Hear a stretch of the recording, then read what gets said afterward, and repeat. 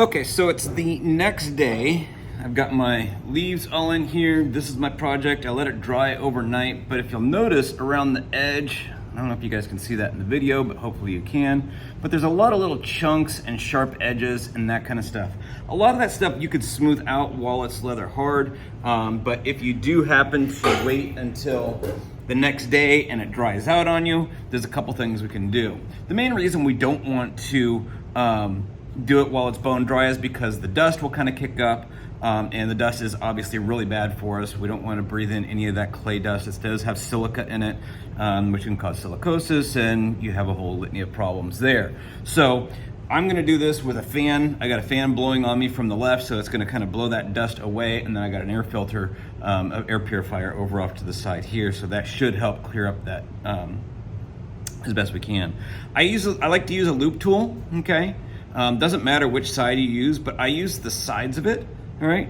And I'm just gonna kind of drag this across those corners. And if you don't like the sound of things grinding away, then you're not gonna like this part of it. But what I do is I start on the bottom and then just slowly start rolling my tool backwards, okay? And that's gonna give us a nice round lip. That round lip is going to be really important during the glazing process because glaze does not like to stick to sharp edges. I know I've said that before in my classes, but just to reiterate, glaze does not like to stick to sharp edges. So if I've got an edge like this that's very, very sharp, what ends up happening is the glaze, as you dip it, the water will absorb into that little corner and it'll totally saturate it. If it saturates it, there's nowhere for the glaze to go. And what it does is it'll actually push the glaze away and you'll have a blank area or an area that's just exposed clay. And as I always say, if you see clay now, you'll see clay later. Therefore, you'll have a sharp edge and that becomes something rough and it's just not comfortable if you end up having to pick it up and touch it by there.